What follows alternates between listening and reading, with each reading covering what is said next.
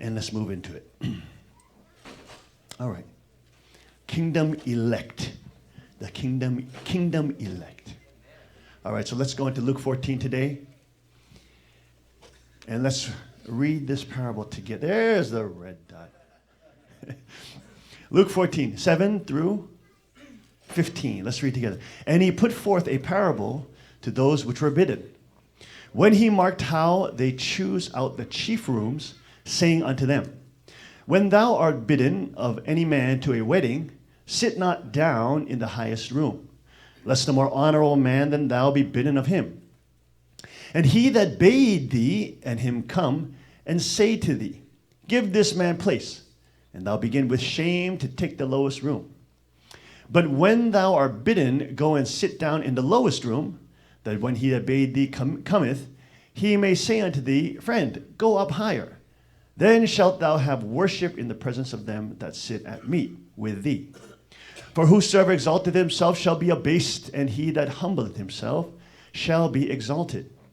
Then said he also to him that bade him, When thou makest a dinner or a supper, call not thy friends, nor thy brethren, neither thy kinsmen, nor thy rich neighbors, lest they also bid thee again, and a recompense be made thee.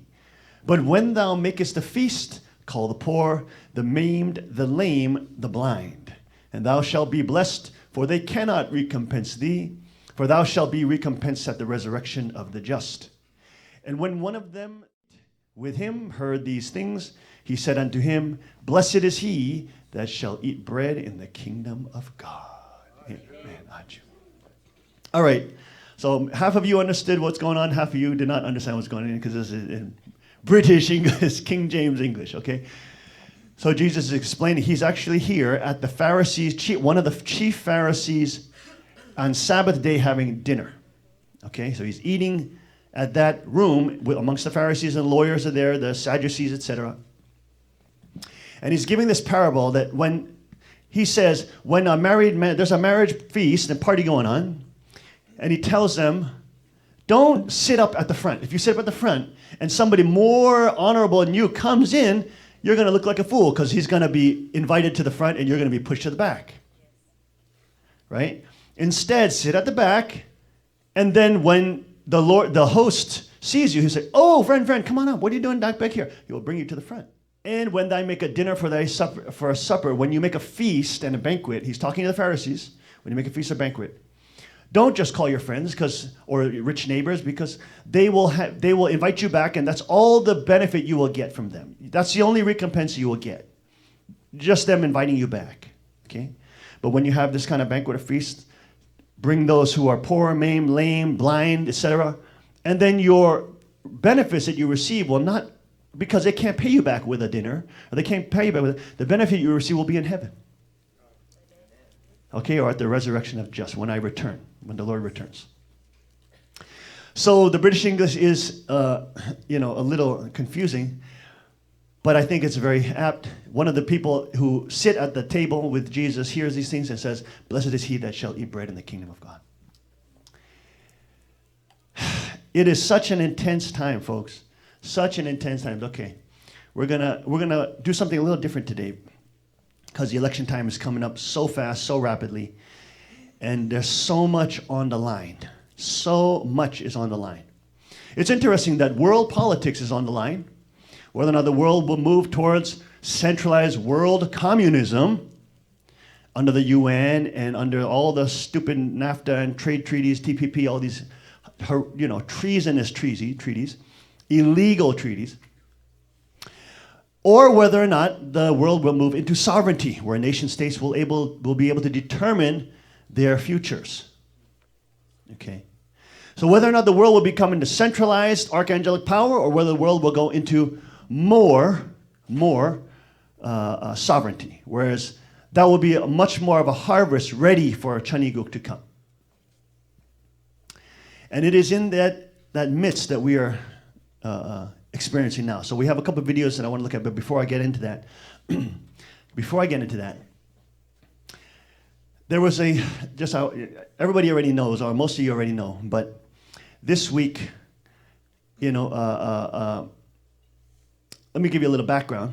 About 1 year ago, Kukjinim said to me, you know, you really have to move to 154 Pond Drive, the house he's living in. And I've always been, of course, you know, I don't like that kind of place, and you know, I actually want to go deeper into the wilderness. So I want to go deeper into the wilderness. You know, maybe a farm, maybe woodland, and you know, like a little hut there or something. And so for 1 year, this has been, going on. Maybe about a year, maybe less than that. And you know, Kukjino always has, of course, as you all know, a very clear providential picture. And he's also very, obviously, his goal is to serve Father. So for what he's been saying to me for a year, he's just saying, that's Father's house. 154 is Father's house. 154 is when Father passed, was 154. And ever since I got there, it's always been the house that has been the omen that Father brought us to Pennsylvania, which turns out to be, by the way, the state that will determine the presidency, which will then determine global politics, okay? So obviously we've seen how that connected. You've seen the New York Times even write about that. I showed you the actual article. For all the doubters out there, you saw the article, New York Times, writing about how Pennsylvania will be the key state. Okay, this state will determine the election. This state will determine global politics. The world will be affected right here from Pennsylvania. Now you can't make that up. We could have moved to Wisconsin, we could have moved to Maine, we could have moved to Florida, we could have moved anywhere in the country. Why we moved here is beyond us. It's because God led us here. Okay, so from the very beginning, Kukjino has been saying 154, that's Father's house, that's Father's house. and also when he first got there was a crazy man, who called Jim Bohr, who was working on the house. He was working with the real estate realtors to get the house. And a crazy man called him and said, hey, I want to visit the person who is now, I want to visit 154 Pond Drive on the top of the hill. I want to visit that house. And he told Jim Bohr, the reason I want to visit that house is because God lives there. Is that true, Jim? Where are you, Lucy? Okay, he's not here today? Okay, you did. Anyways, ask Jim about it, he'll tell you the story. He said that house, this guy said, this is a house where God lives, and I want to go visit it. And of course, you know, they said, no, you can't just walk into a private residence, etc. So anyways, it's been an ongoing thing, and every time the number 154 comes up, it could be 154 in the afternoon, and we're having a meeting. And if it says 154, then Kuk Jin Young would say to me, Father's giving you a sign. He's giving you a sign. You got to move into his house. And I've been for 1 year saying, oh, no, I don't want to move there. I don't want to move there, et cetera, okay? So anybody who's been in our meetings, you know that, you know, Richard, you know, Greg, where is it, Tim, when we have the international meetings, you guys have seen it on and on and on and on. And you know how persistent Kuk Jin Young is. And so I've been personally kind of holding off on that, you know. I like personally being in the wilderness better. I like being personally in a smaller area better. Okay? So I've been putting this off. I've been pushing him back and saying, no, I don't want to do this, and no. And I even started, looking at other places, you know, with bigger farmlands, and no, this is better, and, you know, this is even more wild, and you know, like this. But this week, it became very clear, not because of anybody else, but because Father's Foundation is coming back. Amen. And not only Father's Foundation, I'm not talking in terms of members and brothers and sisters. That's happening worldwide. More and more key leaders from Japan to Korea are now stepping forward. And now stepping out of the family fraud because it's so collapsed. Okay, but that's only one part of Father Foundation. Another part of Father Foundation is his national network, and also the presidents of nations that he has influenced. So we have to remember, Father, of course, through UPF, all those different organizations which have betrayed him and become globalist organizations supporting the stupid carbon tax on people with the climate change and these idiotic communist ideals. But Father had a whole foundation of people in positions of power in nations. In other words, other types of archangels, but that were connected to Father in some way, and in at least a spiritual dimension, humbled themselves to Father. Okay? And of course, it's a mixed bunch. There's always a mixed bunch. There's always going to be, percentages, etc. But there is a percentage of people within that worldwide network that is able-sided and not archangelic-sided.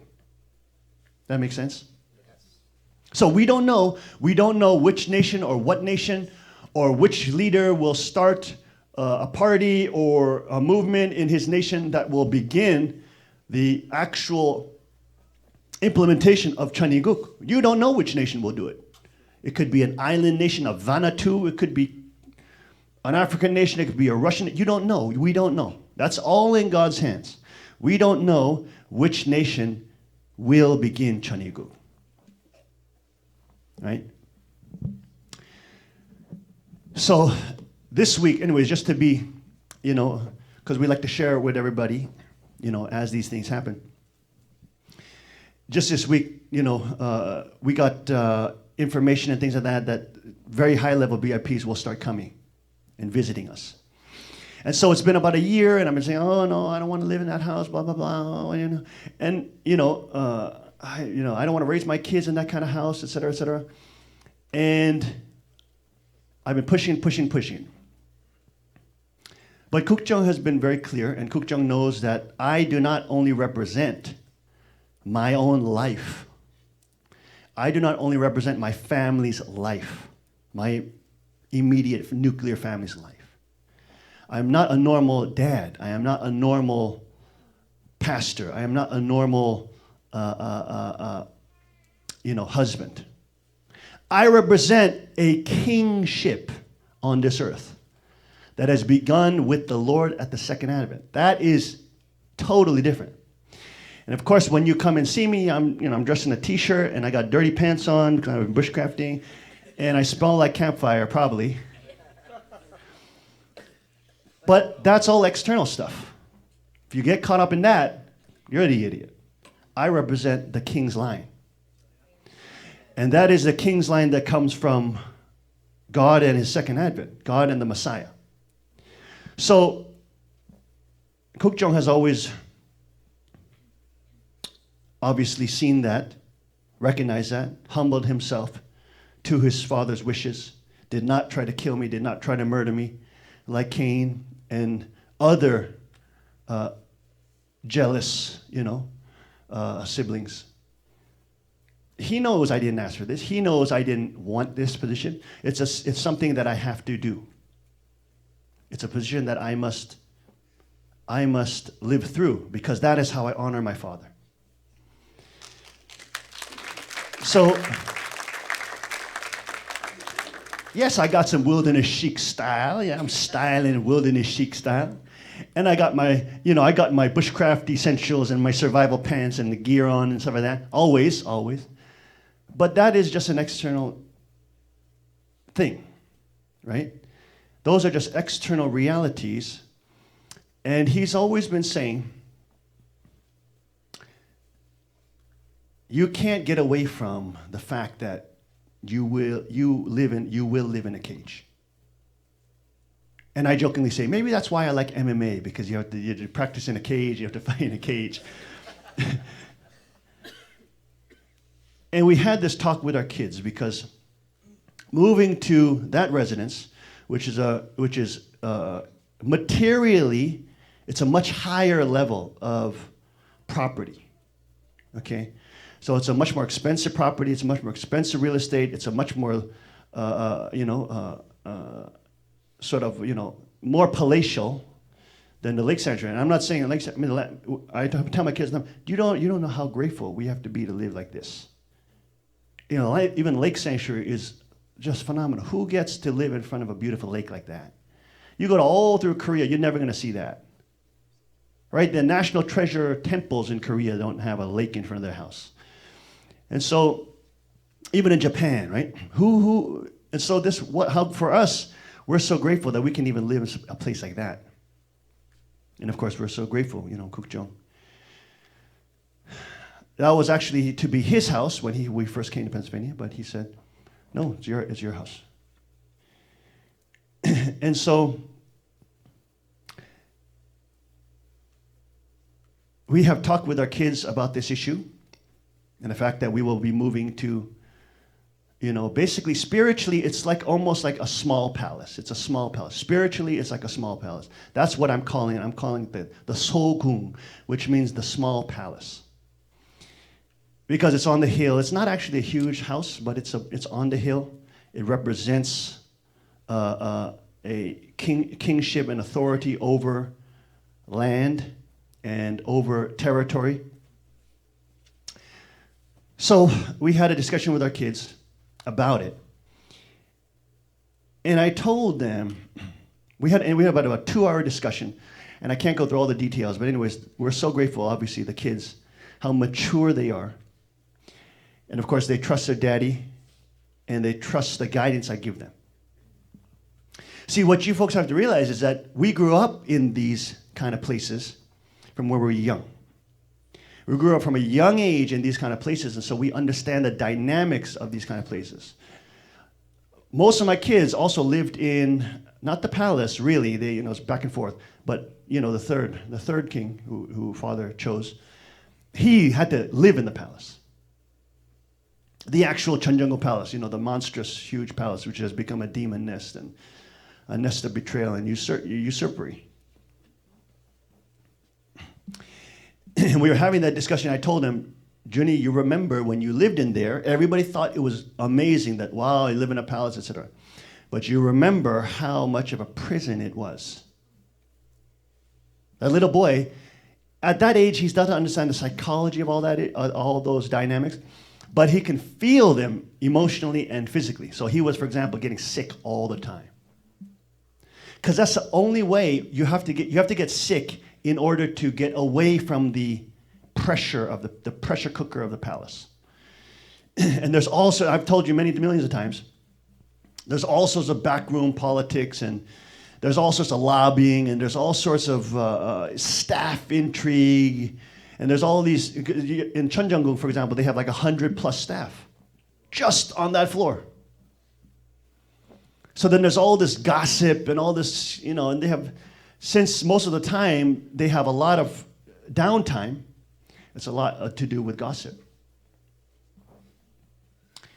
So, for example, for a little baby boy, a baby kid who's 5 years old, 6 years old, doesn't know any better, he has to live in that environment where people are gossiping about him right all the time. He has no private space where he can get away from them. You either become, in order to get away from that, you can either become you can become violent and start lashing out at people. But that always works bad. I've seen that happen in my own family. Right? God gave me the blessing of being one of the younger ones. So I've seen a lot of the elders fail in terms of how they have lived in this pressure cooker and how they had to deal in that dynamic. Some of them couldn't handle it. Some of them explode. Some of them get violent. Some of them, and just say, screw everybody. If you fools are gonna judge me, I'm gonna be as bad as you. I can't. You know what I mean? And they'll do that. So they'll have that kind of psychology. That's one sort of option that happens. Also, another option that happens is you can become very insular. You can be become very insular. You can become very weird in that way. Maybe floating off into fantasy land or getting addicted to, games or fantasy games or whatever. I've seen that too. Just to escape the physical reality of having to have absolutely no privacy. Even in a normal home, you have at least some degree of privacy. And you can also leave and take a walk and stuff like this. But on properties we live, you couldn't do that. You couldn't go out and take a walk without, being surveilled. You're being surveilled. It's like being trailed by the NSA all the time. They have to keep a tab on you all the time. And they're keeping a tab on you all the time.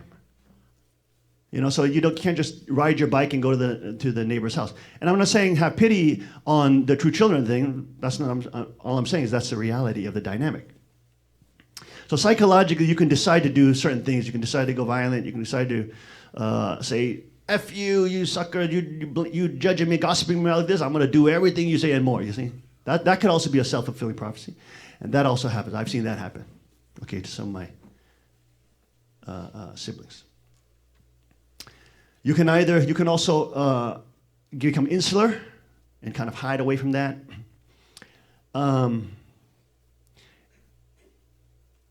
You can also, rebel against it and try to run away. Right? I've seen that too. You can play in that politics, become a politician, and basically become try to become skilled in working your way politically to eventually a goal to stealing money or to getting assets. So I've seen that too. We've seen that with the whole Quack group, right? So there's many different ways people react, and there's no coincidence why royal households have lots of psychological illness. Because you have to fake 90% of the time. In public, you have to do all these public events where you're supposed to be a prop on the stage, and you're supposed to sit there in your prim and proper robes and your dresses or whatever, and you have to sit. Look at the British royal family, right? Or the whatever. They all all the kids are out there. Those fools are thinking about pornos or games, or they're just like they're regular kids. They're thinking about, but they have to sit up there, oh, yes,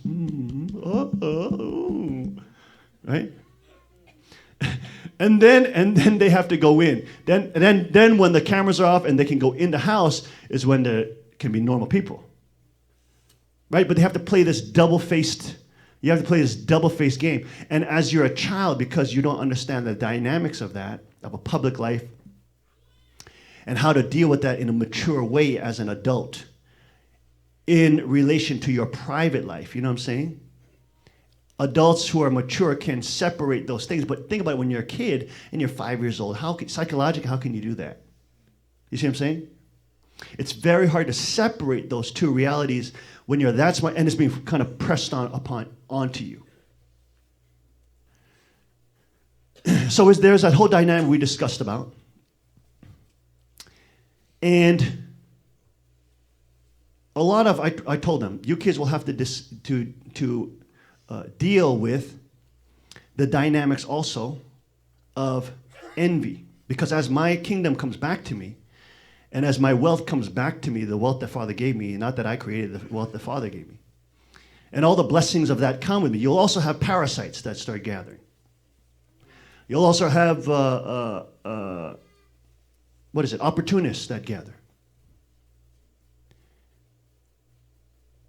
And as those people gather, obviously, Father has done a filtering out and a weeding out. He's burned out the chaff and separated the wheat from the chaff, so that it's been very clear that when his heir and successor lost everything, had nothing, who were those who stood with him worldwide? That's very clear. That's now historical. That's already documented. So who was real, who was fake, is clear.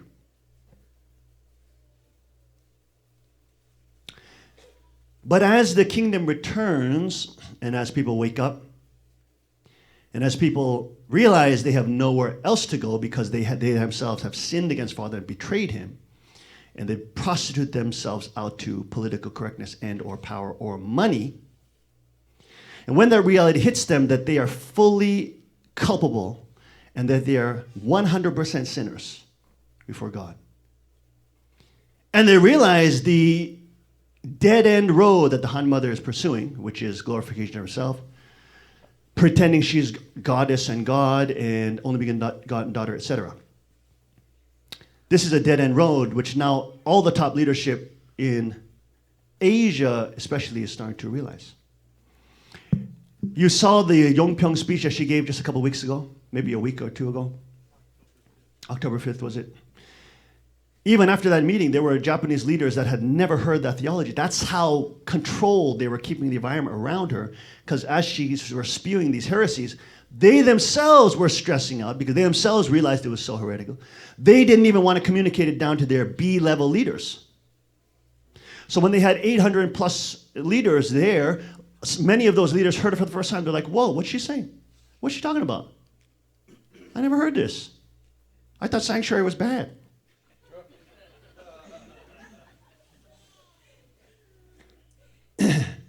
And after that meeting, you had the 36 couples, the 17 that were there. They gathered, and they basically had a powwow meeting saying, oh my gosh, this is getting worse and worse and worse. We're getting exposed as being prostitutes and selling out for money. Shish kebab. This is getting bad. We're going to look really bad. See how selfish and fallen these idiots are? And so they had that meeting. Their conclusion was, and I have ears everywhere, okay? I have eyes everywhere. Their conclusion was, mother is not even obeying father. So what point what will it do? It won't do any good if we tell her that she's wrong. She doesn't even listen to father. She won't listen to us. This is their conclusion. Okay? What that simply means is that let's just keep taking the money as long as we can. Because they get about $4,000 per month each, and or more than that. Okay, so they just want that. Let's just hold on to the pension in the house, as long as we can, is what it is, okay? So this is the reality of their leadership now. Now they realize how unbelievably heretical it is. They themselves are scrambling to try to cover it up, which is the reason why they don't even show her speeches now publicly. They're trying to censor her because they themselves are ashamed of the heresy that she's spewing out. Because they're being exposed, and really, I told mother, these people don't love you. They don't love you. It's your sons that love you, and that's why we're telling you not to fall. Don't crap away the kingdom. These idiots are parasites. They want to milk you. And look at these fools now. All they care about is crap. We're going to look really bad. Oh, shoot. We're going to really look bad. This is getting bad. We need contingency plans. This is getting bad. This is how these fools are reacting, right?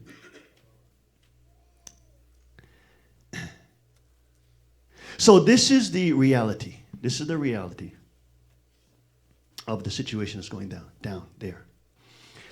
And when you look at the scripture in Luke 14, Jesus is talking to these Pharisees. The Pharisees they were the religious leaders. They were the heads. They were the 36 couples. They were the 72 couples. You see what I'm saying? They were the ones that got the praise and the glory. They were the ones that got the front seats. He's talking right here. He's talking about the front seats and the back seats, right? When you have a marriage feast, what are the Pharisees doing? They're going to sit in the front. They're always invited to the front. So that's what they're doing. They're going to the front. Do you see? That's what he's talking about.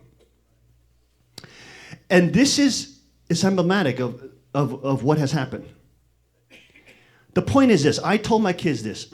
Especially one of the girls. I said, you girls, when you get close to luxury, your mind becomes blank. You become stupid. When you get near money and wealth and things like that, you can get really brain dead really quick.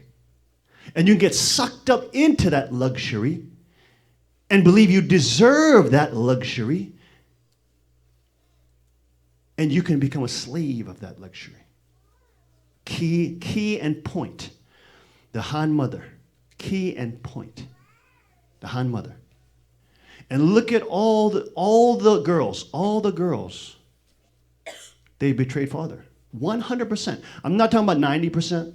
I'm not talking about 93%. I'm not talking about 80%. I'm not talking. Every single one went for the money because they thought the Han mother would produce the money. Every single one went after the stupid slut goddess worship cult. Every single one. Because why? They thought that would make the money. Ego tripping, of course, is there. Yes, they want to be worshipped. Yes, the elite girls they're very used to wanting to be worshipped. They'll get on power trips a lot. They love commanding grown men around and saying, wow, I'm powerful. Yes, rich elite women love it. They love it. But at the same time, it's not only their issue, because it is really the issue of the culture of the mother. The Han mother. She did not do a culture where she embraced the hard things that father was doing. For example, like going to the Amazon jungle and not staying in the air-conditioned room, but going out with father, staying out all day with him, fishing and getting eaten by mosquitoes from dusk to dawn. She didn't do that. Yes, she went with father, but she would stay in the air-conditioned room, watch TV and Korean dramas. That's the reality. You see how I'm talking about double lives? Show up for just the events and then go in. And that kind of culture where there's like a secret life. There's a life that you're doing in public where you're pretending to be united with your subject partner. But then in private, right? In private, you're trying every which way to not do hard things and not do difficult things, and every which way to try to create every single excuse under the sun not to do the things that Father's making you do. Like the hard stuff. Like the baking in the sun and the fishing after these crazy piranha baku fish for all day, and you have to struggle with that. What the hell am I doing out here every day to fishing these fish? In the Amazon jungle, what am I doing out here? Right? Kook Jin-hyung had to go tuna fishing with father over the summers. I mean, like weeks at a time on a boat. Bleeding fish, all those smelly, stanky fish all day long. Cold. In the summers, I guess it's less cold, but tuna fishing, these big things, and it's the most unamusing, unentertaining thing you've ever done in your life, probably. It's very difficult.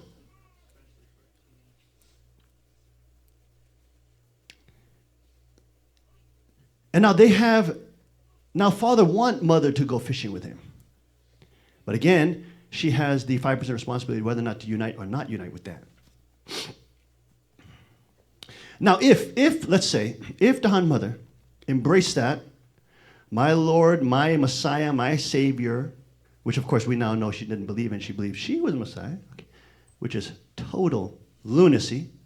But anyways, if she embraced what father was doing, he's my subject partner, every other member is doing it, these things, so I not only have to do it, I should become an instructor at it.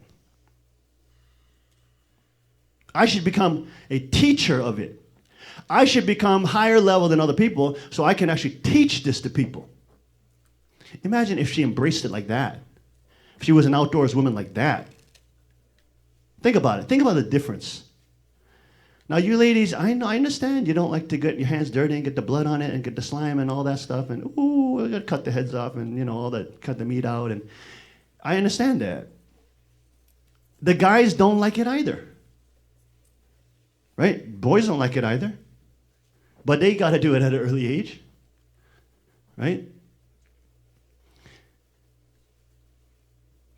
And if she embraced the subject's culture, every single girl that she raised would be different. Every single one. Why? Because the girls take after the mother. And the boys take after the father.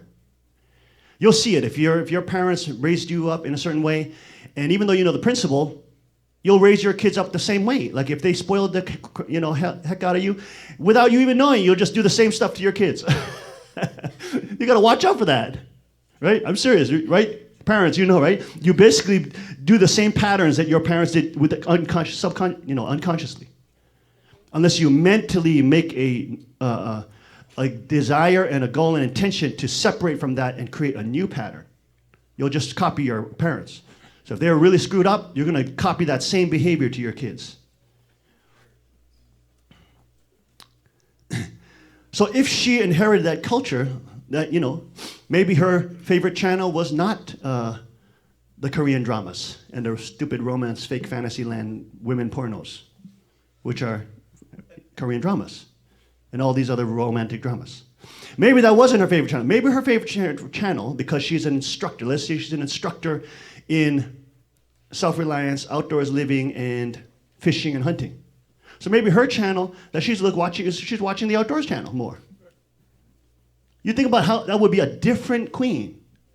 Totally different queen.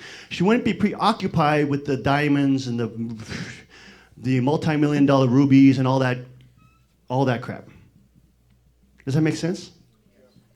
She'll be less preoccupied because she has a focus and she has a skill of mastery that she's developing, instead of passively just waiting, passively just sitting there in luxury, passively just waiting for somebody to call her out to, have lunch with father. Actively, proactively saying, this is what father desires, this is what father wants to train the entire kingdom on, then I will become an instructor. I will become a master. I will become a black belt. I will become a leader.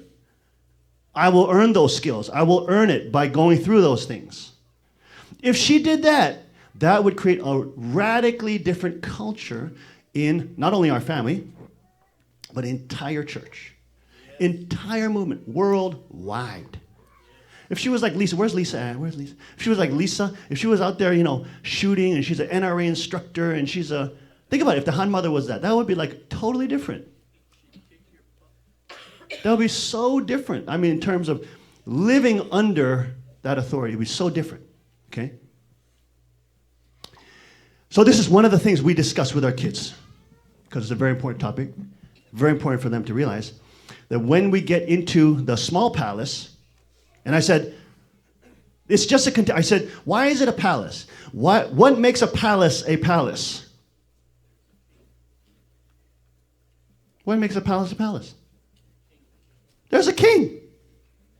If there's a king, there's a palace. If it's a palace, just a big building or a container. The container, the size of the container, I told them the size of the container may become 1,000 times, million times bigger. You don't even know what will happen in the future. The point is, you have to learn whatever container is there, that we are representing the kingship and Father's kingdom. And it's not enough that the boys are tough. It's not enough that the boys know how to skin a buck and choke necks and shoot guns and be strong, but yet, but be yet humble, etc. It's not enough that the boys can do that. It's critical that the girls can do that. It's critical. Because if the girls can't do that, you're going to fall into the same dang trap that the Han Mother fell into. Same trap. You're going to fall in the same trap. As the luxury comes back, as the wealth comes back, as my kingdom comes back that Father gave me, you will start falling into that. So I told my wife is here, my daughter, Emo, all the girls in my house. I told her, you girls got to watch out. We are not going to create the culture of the Han Mother. We have an example. God blessed us with an example, and he shows us clearly what happens if you separate from the king's culture. It's your own damnation. Right? So it was a serious talk. It went on for about 2 hours. And obviously we're so grateful to our kids that we had a very nice discussion, question and answer, all those kind of things we do with our kids, and discussing that issue. Now the reason why I bring this up is because it's also going to be the same for you folks as well. That's the reality. Look at the 36 couples. The 36 couples started off good. They started off with faith. They started off risking their life for Father. They started off being persecuted by the Christians. They started off good. But when the trappings of luxury and wealth come, you can get sucked into it. And this is important to know beforehand. It's like when you do fight training with us. If I tell you you're going to get hit, you can brace for the hit. Whereas if I don't tell you and you don't know you're going to get hit and you get hit is when you get knocked out. Right? Same kind of reality. When that kingdom comes back, every single one of you also will be tested. Again. All the praise, all the accolades. Because look, the people have clearly been separated and shown who is fake, who is real. And when those people come as sinners after repentance, and they look upon you and say, wow, how did you do that in the moment of the moment of the battle? How did you have that clarity? They will want to worship you. They will want to exalt you, just like the 36 couples. So it's not only a problem I'm going to have, it's not only a problem that my children will have, it's not only a problem my wife will have, it's a problem all of you will have too, as the kingdom starts coming back. And believe you me, it is starting to come back. The reign of the heresy of the Han Mother is over. It's already over. It's dead. It's totally dead. So everybody knows, no matter how much they deny, everybody knows there's already a kingship that's established. They can't take that away from Father. Father has already established it. It's already moving forward, and it's already affecting the world. It's already affecting politics. We're now connected with the Trump campaign. There's a micro and macrocosm that exists and is alive. The point is that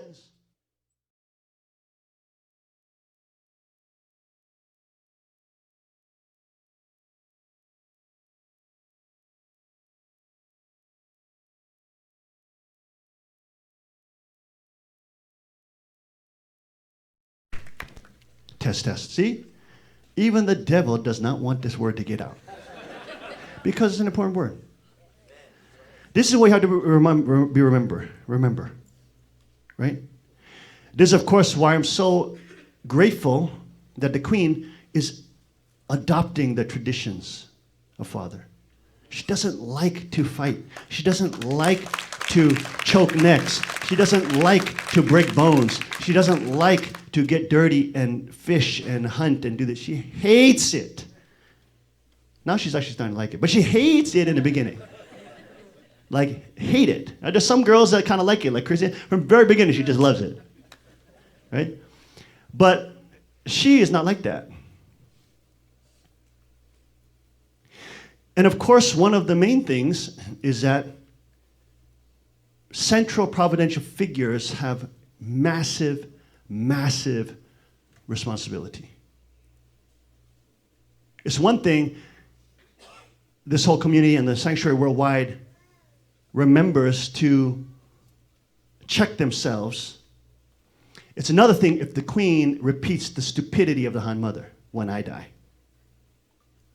You see what I'm saying? Obviously, we know. I am pretty confident that there's a 99.9999% chance that that will not happen. Okay, but there's always a 0.0000001%. Right? That's real, right? And in the same way, I'm not thinking about now. Right now, it's pretty cozy. But you think about when all that kingdom comes back. And let's say decades down the line, your families have been blessed by that kingdom that has come back.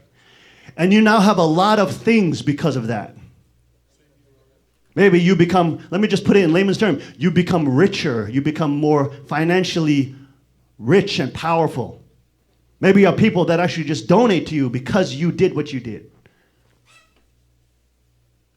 And now in that situation, when I die, and the third king has to take my place and represent true father as a subject. And in the odd chance of the 0.00000000001%, where the queen starts spewing out the heresy that she's the only begotten daughter, okay? Will you give up all that you have, everything? And now you're going to be older. You're going to have, etc. Your kids are going to be tagging at you. Hey, mom, don't give it up. Don't give it up. We're going to lose everything. And under all that pressure, will you say, screw you? Shut up, kids. Amen. And will you say, you are a fallen woman to her if she does that?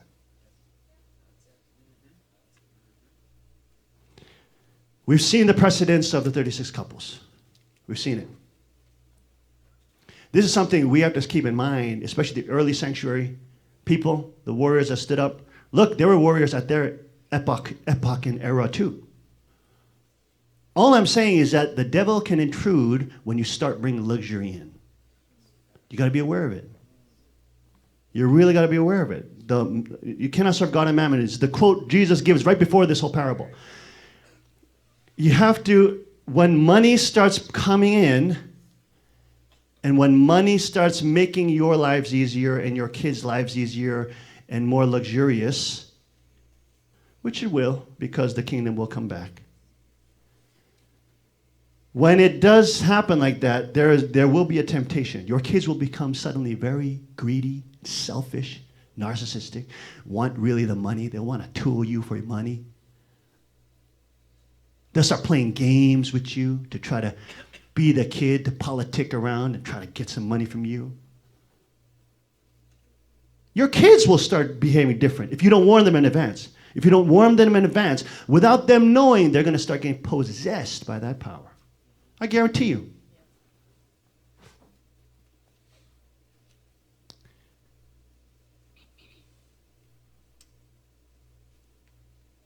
This has happened at the palace. It has happened with the Han mother. If she's still strong, the whole world obviously would be different. If she didn't betray father, Kuk Jin would be running for Korean president by now. The whole Korean elite and the Japanese elite were supporting him. He was sitting in this KCIA's director's seat. He had the Speaker of the House coming over to visit him. He had the former Joint Chiefs of Staff that retired during the administration that Kuk Jung was there. He was working for the government. He retired, and then he worked for Kuk Jung. He worked under Kuk Jung Kuk Jung was his boss. He was the former Joint Chiefs of Staff of the nation of Korea. And then he came to work for Kuk Jin. That's how much he respected him. I don't think people understand the level of power and influence we had. It was unprecedented in the history of the Unified Church. The entire elite structure of Korea were supporting Kuk Jin. They saw his business skill. They were supporting me.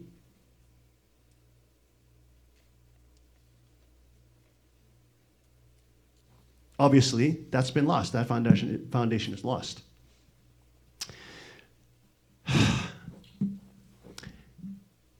The point is, we all have to be centered as this progresses. You don't know how fast Providence will progress. You don't know how fast how things can change. You know what I mean? We don't know. We just don't know how things can change. But when things become different, when the kingdoms start coming back, all of us, my kids especially, my wife especially, the girls in my family especially, but also all of you too, must be careful of the trap of mammon. You must. Because that will come. That will come. Folks, it is such an intense time. What the microcosm does is what the macrocosm has repercussions on the macrocosm. Now, I have a whole bunch of videos that I want to show, but I'm just going to breeze through them quickly. Because we are living in an age which is so radical. U.S. politics has never been this unstable. The world has never been in this much financial collapse, on the verge of World War III. We have not seen this in the last, how many years? 60, 70 years. It's very perilous times right now.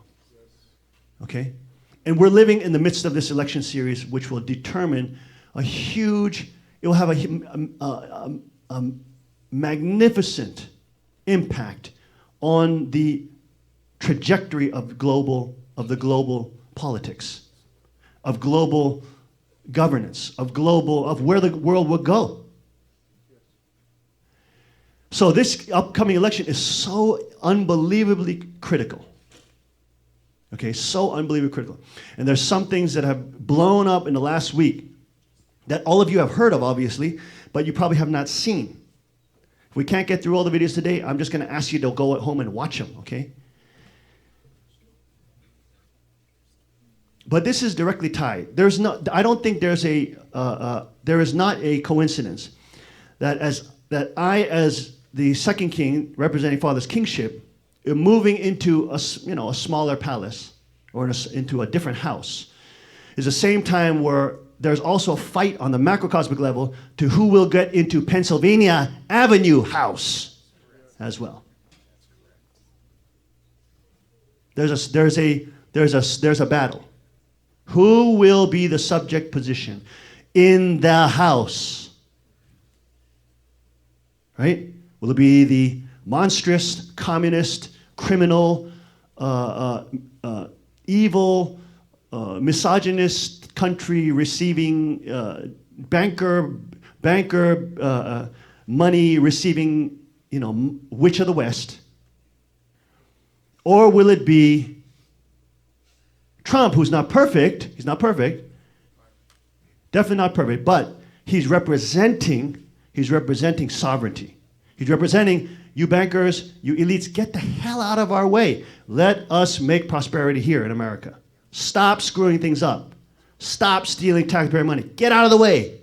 He's representing this sovereignty, the spirit of freedom that is rising in the world.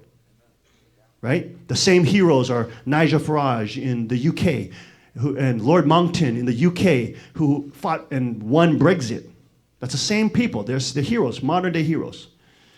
Right? Trump is a modern day, he's not perfect. No, heroes are not perfect, folks. Joseph was not perfect. Cyrus of Persia, King Cyrus that God used to free the Jewish people, he had a harem. He's not perfect. But God used him to free the Jewish people, to stop the persecution of the Jews and the killing of the massacre of the Jews. God can use Cyrus of Persia. Trump is a saint compared to Cyrus of Persia. Did you know in the Bible, the Jews called Cyrus of Persia the Messiah? That's a term they use for the Cyrus of Persia because he freed them. The guy had 5,000 girls, wives, pedophile. He's, raping girls. But God uses him. Right? He's not only talking about it like Trump, the guy is actually doing it. He's got a freaking harem. But God uses him to free the people, to stop the persecution, to let the Jewish people be free, to let them worship God in freedom. Okay? And this is the battle, this is the fight that's going on.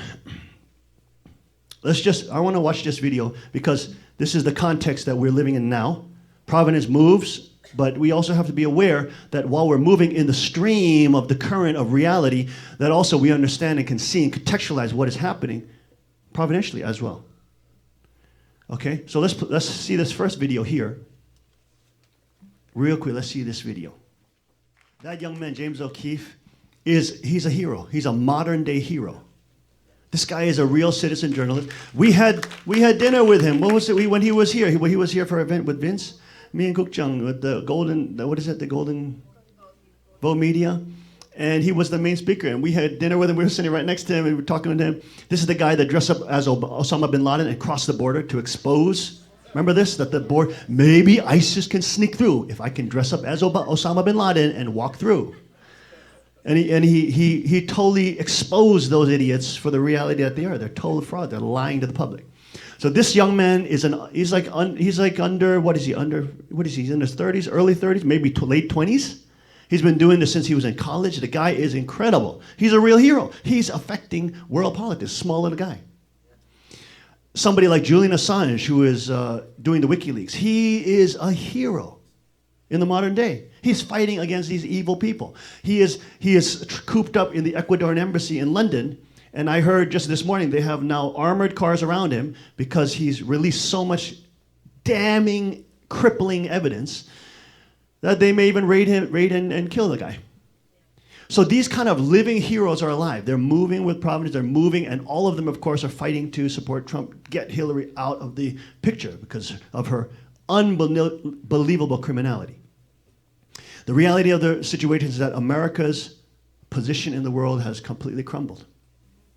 You now have, for the first time, let me show you the second video. I have to show you this because people don't believe me when it's happened, that actually it's real. This is the video of the Philippines. The first time since World War II, okay? The first time since World War II, the Philippines has announced they will separate from the United States and they will prostitute themselves to China.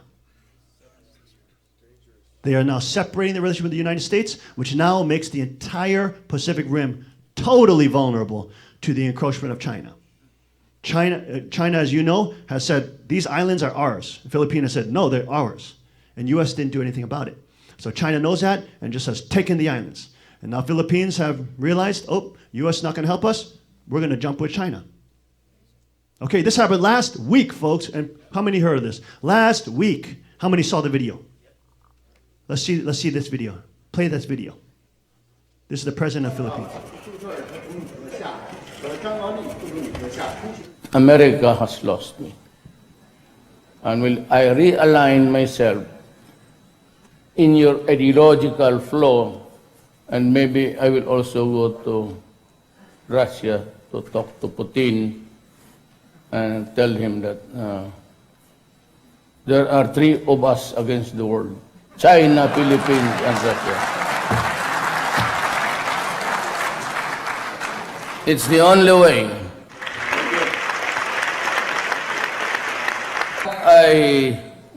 In this venue, Your Honors, in this venue, I announce my separation from the United States. Okay. There it is, right out of the horse's mouth. So that's not happened since World War II, and if you don't think we're living in the most intense situation we've ever lived in, you're a fool. This is world politics is flipping. The United States is becoming so crippled because of the corporate takeover, because of the bankers buying the politicians. All that is crippling and destroying this country. And its state in the world, folks, in the world.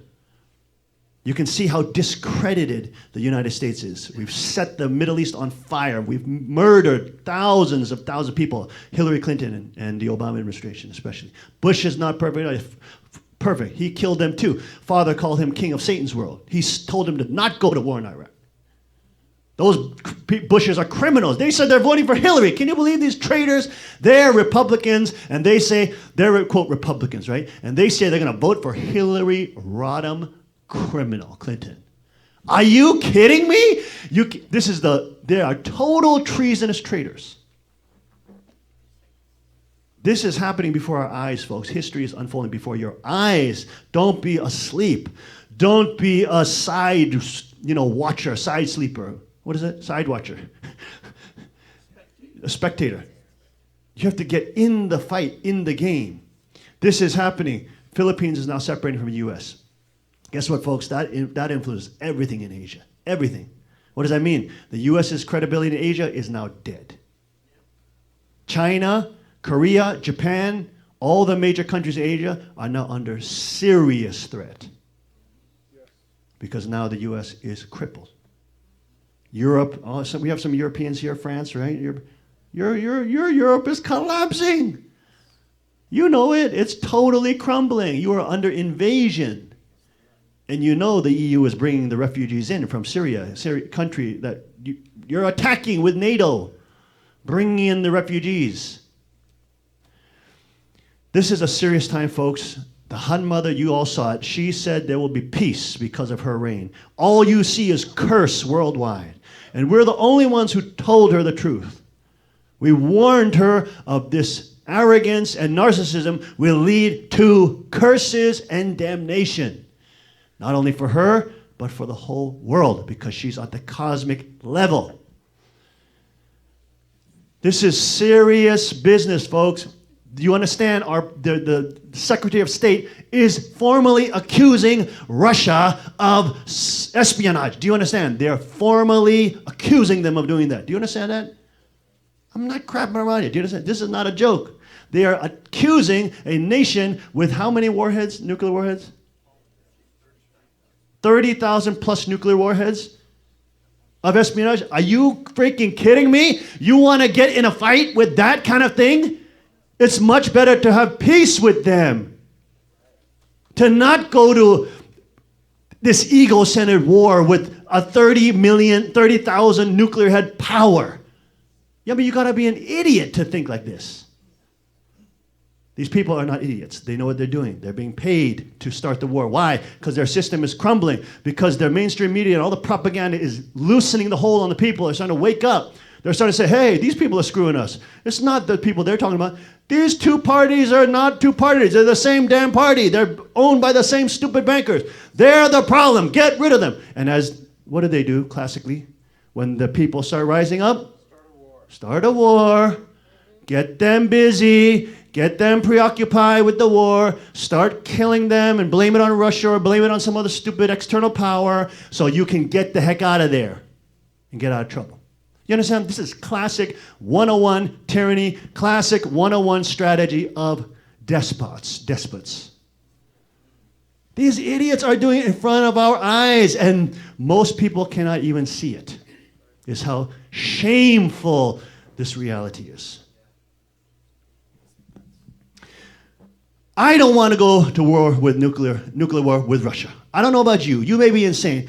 I do not want to go to war with nuclear Russia. You know why? These fools start the dang war, and then their kids don't go. My kids got to go and die. Not their stupid kids. They're the damn fools that started the war. Send your kids to go if you start the dang war. Don't send my kids. Don't send normal people's kids. You started the stupid war. You send your own kids to die. Does that make sense? It's ridiculous. These people are out of this universe. They're literally out of a science fiction novel. They're wicked opportunists, wicked evil people.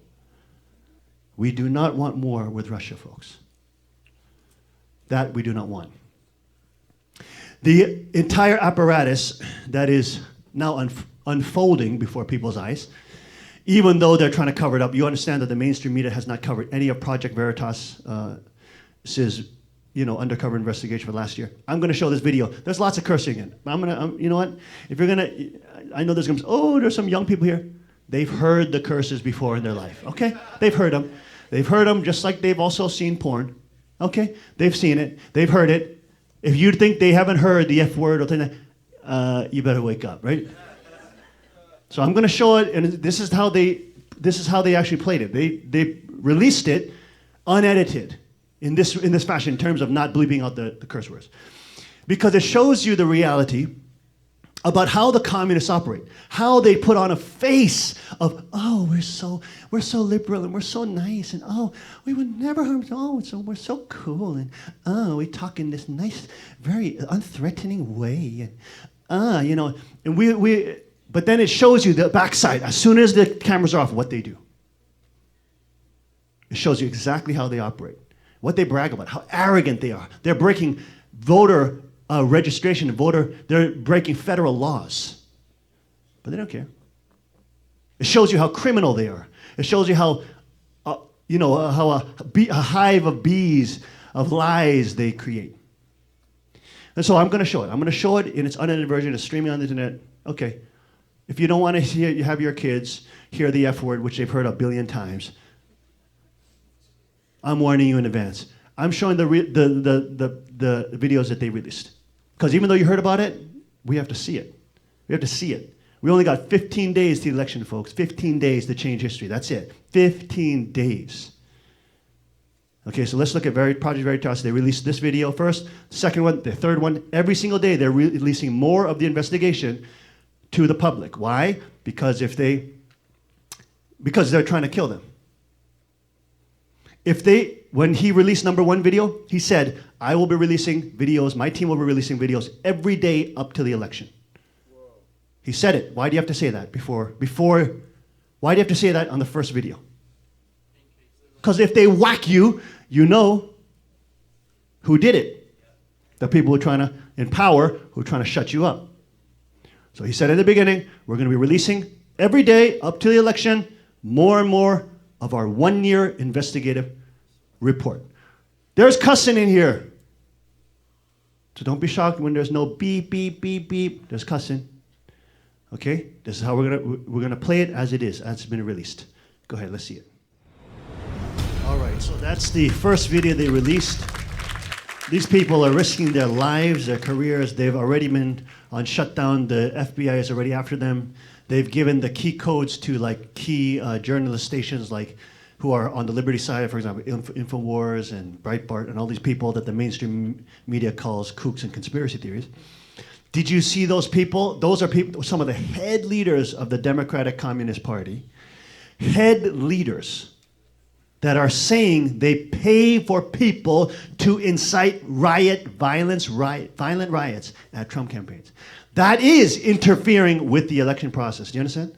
That is physically interfering with the election process. But, of course, they want to blame who? Russia. It's Russia's fault. We're doing the crime, but it's Russia's doing the crime. Do you see this?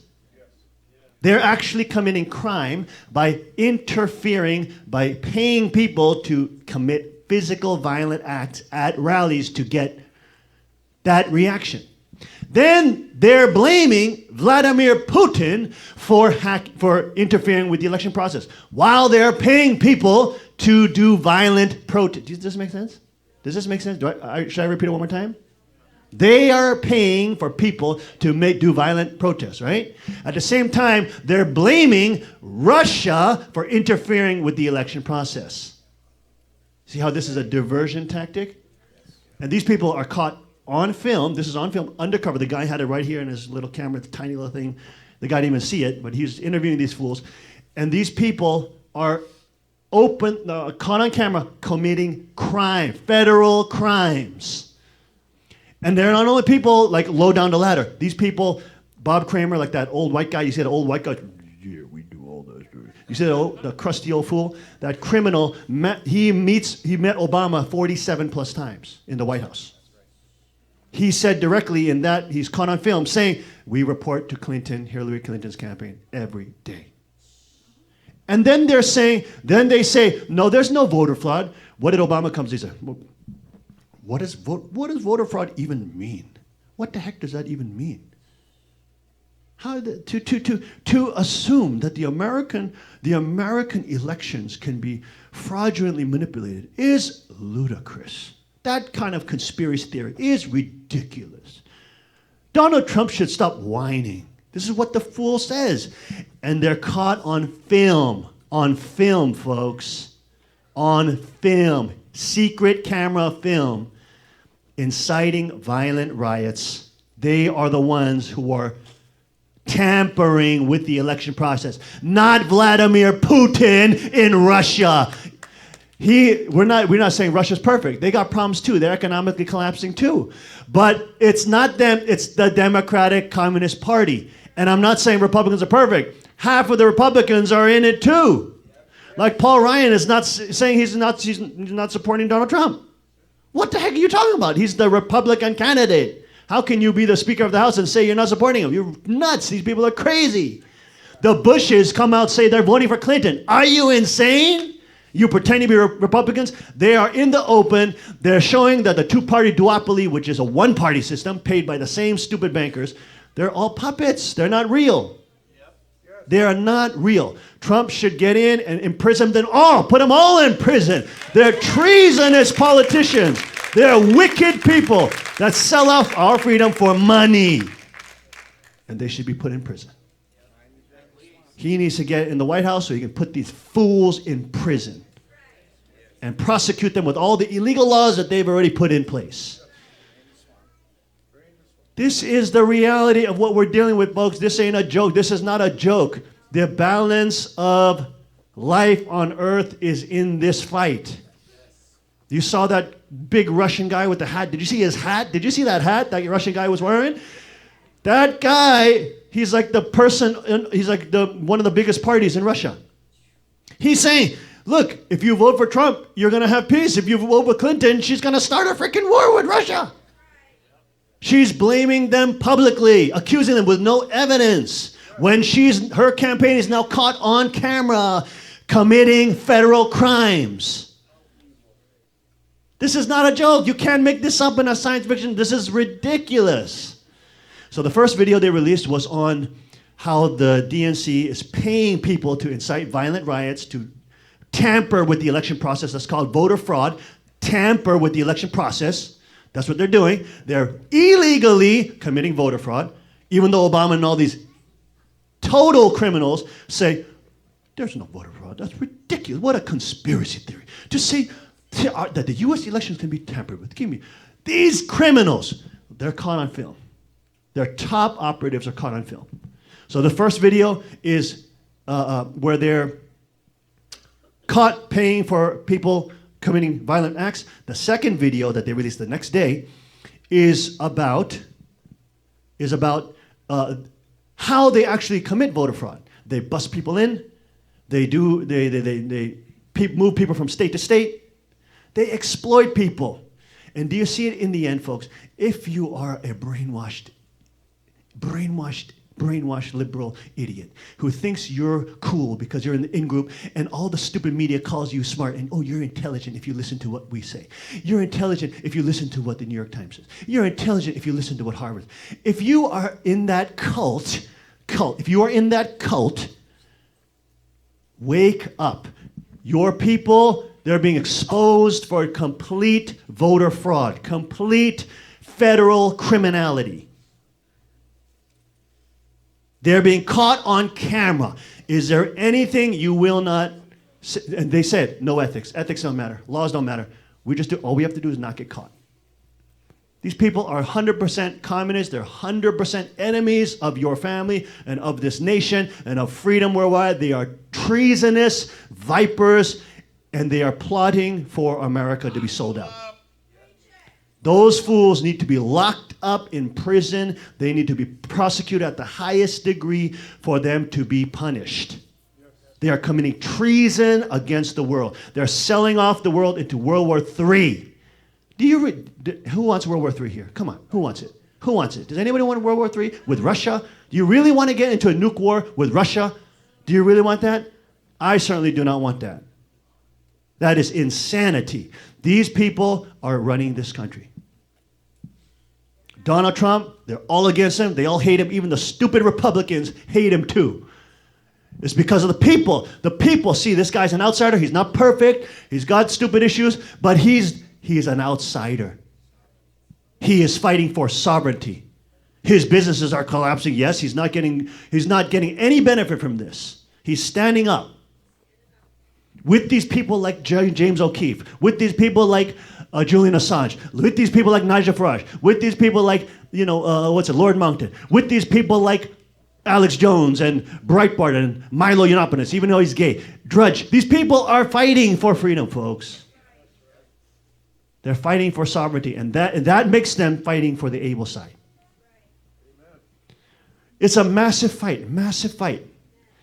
You've seen the first video. How many have actually seen that full first video? See that? Just a couple. This is my point. My point is, you may have heard about it, but you didn't actually see it. Does that make sense? When you see it, you can see these fools they're totally organized. And that idiot, that old crusty white guy in the suit, Bob Crane, that guy is at the top level. He is meeting with the president, and he's organizing violent riots. Do you understand how unbelievable? And then they're blaming Russia for voter fraud. They're blaming Russia for interfering with the vote. This is insane, folks. This is insane. These people are 100% criminals. This is such an intense battle, folks. This is like a massive battle. It's a massive spiritual battle. We're fighting for the fate of humanity and the future of humanity. Do we want to get into a freaking nuclear war with Russia? Kill millions and millions of people? Do we want to get into more economic collapse in the same program of debt slavery for the new generations to come? Or do we want to leave that ridiculous white banker system and get back to sovereignty? Get back to people coming back and understanding inalienable rights, natural rights, God-given rights that nobody can take away. That's what Chaniguk stands for. You understand the fight? In this kind of fight, you don't know which nation God will choose to begin Chaniguk. You don't know. You don't know the VIPs that he's lining up now, the people that are in positions of power that he's lining up now that will meet us, that I will have to host, that we will have to educate, that we will have to show the Constitution to, without shame, show the Constitution to, show them the fruit of the Lord of the Second Advent, show them the fruit of the Messiah who has returned. The kingdom can come. So you saw video number 1. The other video is another 16 minutes plus, so go home and watch it. Okay, folks, it's not enough to hear about it. You got to watch it. You got to see it with your own eyes. Because otherwise you're living in a bubble, in an echo chamber. You're living in a false reality. You got to see what's actually happening. These people are total criminals. If you didn't see it for yourself, you would still be biased. You saw it for yourself. The guy's a freaking undercover camera. He's caught them on film. They are criminals. They are 100% criminals. And 2/3 of the Republican Party also has to be locked up too. These people are total frauds. And they are selling this country out to world communism and the UN. Give me a break. Father called the UN Satan's UN, Cain-type UN. The able-type UN doesn't fight for worldwide communism. The able-type UN fights for worldwide sovereignty and the kingdom of God to come. It's totally opposite. Totally opposite. Two different worldviews. One coming from the pit of the archangel. One coming from the true subject and the true king, the King of Kings. That is the fight we're fighting, folks. It's not only, it's micro and macro. We're on this fight from every level. Every level. So, whatever you can do. Our kids are going to be volunteering for the Trump campaign. They're making calls. They're not started yet, but they're going to be doing it for the next couple of days. Only have 15 days left. There's organizations that are printing out voter cards and things like that to show people, to hand out. Whatever we can do, folks, we got to do. Amen. This is a battle and it is a fight. This is not a joke. This is not a joke. What happens in 15 days will determine. And we talked about it. What will happen? If the people foolishly choose the side of worldwide communism, which is represented by Clinton, who's a puppet. She's a puppet of Saudi Arabia. She's a puppet of the European Rothschild bankers, Goldman Sachs, all of them. Soros, oh my goodness. You see that wicked? That guy actually thinks he's the Messiah. Do you know Soros? He actually thinks he's the Messiah. He's a total kook. He's a total nut. He's a total communist. She's a puppet of all of them. If America chooses that person who's a puppet of those devils, the entire world receives judgment, folks. We're going to World War III. The judgment will come to the world level. If, on the other hand, even with the voter fraud and even with all the fraudulent votes that they're trying to tabulate now, and all the busing of the people that they do, and they explain how they do it. Watch video number 2. They don't do it in a bus now. They do it with different people. They mobilize and pay people off, and people drive their own POVs or personal operated vehicles, personal cars to the thing, but everybody's doing voter fraud. One time you vote in Iowa, you move to the next state, you vote there, you move here, you vote here. It's organized. And it's on film. Watch number 2. You'll see it. These fools are criminals. They're organized criminals. If, even amidst all that, even all the voter fraud, there's a huge landslide like Brexit. On the day of Brexit, when London got freed from the communist EU, the polls said Brexit was 10 points behind, and the Remain camp was 10 points ahead. That means Brexit's going to fail. The media was saying that on the day of Brexit, folks. You see how lying, manipulating propagandists these media are? 5,000 media, and none of them wanted to interview James O'Keefe, who was a real investigative journalist, who was really undercover, who was really investigating these people. Not one of those media journalists, quote, these are people not journalists. They are propagandists. They're paid propagandists who just look good. That's it. That's all they got. They just look good. They're beautiful ladies and good-looking men. That's all they are, who are paid to tell the population one message. They're not journalists. This guy's a journalist. His team is a journalist. Those men and women on that team, they are real. We are fighting this battle. If America landslides it, huge, and Trump makes the victory, even with the voter fraud, they can't deny it, he wins. Then the judgment doesn't fall on the world. Hopefully, it falls on the archangel, which is what? The establishment politicians. They go to prison. They don't get to start World War III. They don't get to run away from the problems they created. They don't get to escape. And they are held accountable for the crimes that they have committed against humanity. That is the fight, folks. It matters who is in the subject position. It matters. Big time. Okay, so whatever we can do, folks, we're praying for America to save this crazy train that is going down. Flaming fire, fiery plane that is going down, crashing, which is the world. We're praying for America, who has the last string in the parachute left. And I'm not saying it's going to be great. Even with Trump, they're going to try to start civil wars. That's obvious. Soros, and he's going to try to use all the BLM and these people to try to create civil war. That's going to be, but it's not, hopefully it won't lead to World War III.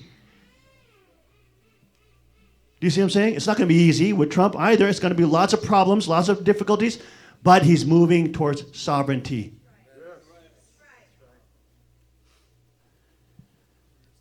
We have to pray for this nation, folks. We have to repent. Isaiah says very clearly, if the people repent, who have turned from their wicked ways and repent. But it's not enough to just repent. It's not enough.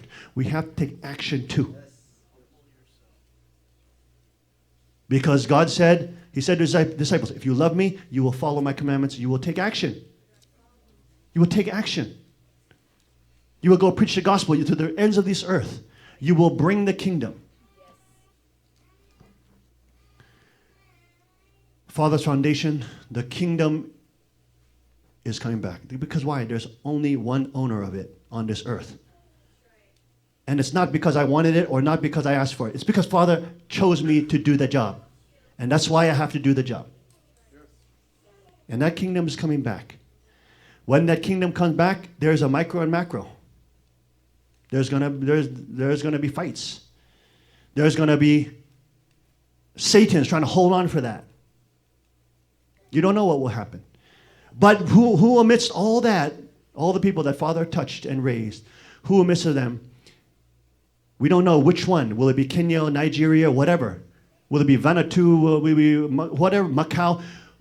Who knows which one will bring back the Constitution to their country and to begin it. Huge fight, folks. Micro and macro will be determined in Pennsylvania. Thought I was crazy? Everybody thought I was crazy 3 years ago when we warned Hun Mother and we told her that she would see judgment and curse upon herself. That time is now here. We just don't want it to go to the world. We don't want it to go to the whole world where innocent people have to die in this crazy thermonuclear, useless war that they're trying to start with Russia. I don't want to see it. If it's God's will, and it happens, well, I pray that the little sincerity that we're able to do can reduce it, shorten it, can minimize the damage. But whatever we can do, we have to do at this hour, folks. This ain't a joke. This is not a joke. We have to really pray for this nation, pray for this world. It's starting right here in Pennsylvania. This is the elect. This is the key. This is the remnant. This is where history is happening now.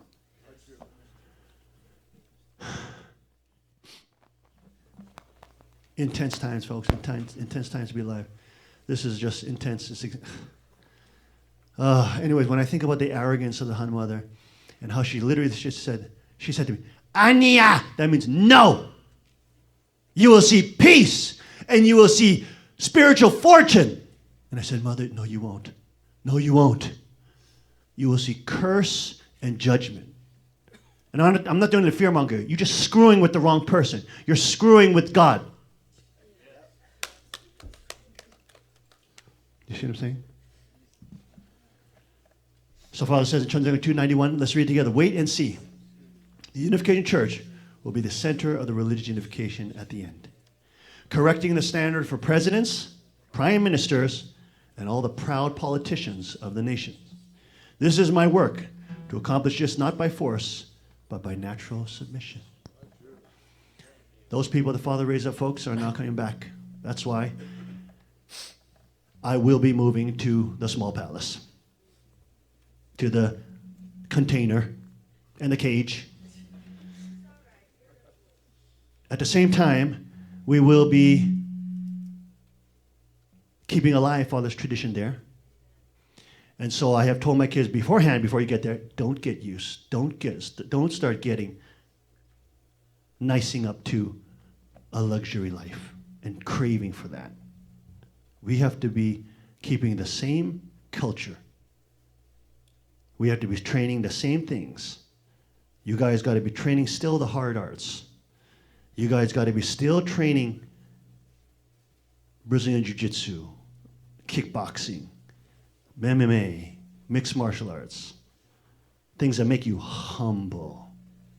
Things that beat you up. Bushcraft, survival. Getting out into nature, hunting, fishing. We will train all those arts and we will be masters of those arts and we will teach the world those arts. Because Father's kingship is centered around his culture of self-reliance, loving nature, having dominion over creation, having dominion over the archangel. That means you have to have power. You have to have real power.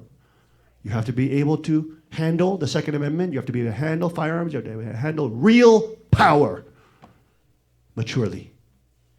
And have that as your sovereign right. Just like every king must have that right. You're not a king if you don't have the ability to defend your territory. So I've warned them, and I've also warned you, that when the heavenly fortune comes, and there is a residual heavenly fortune upon all of the elect and all of the center of this nucleus, which is you, don't get cocky. Don't get arrogant. Don't get sucked up in the money. Don't get sucked up in the wealth. Tell your kids in advance. Don't let them start flip-flopping on you once you get more blessing.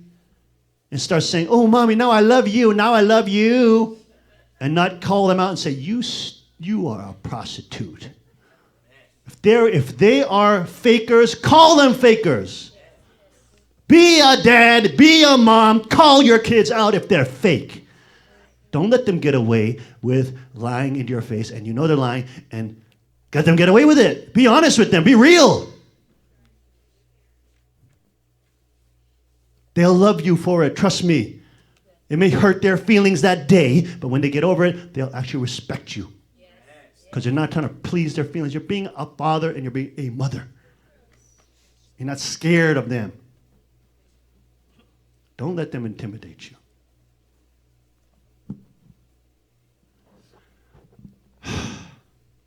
This is the center, folks.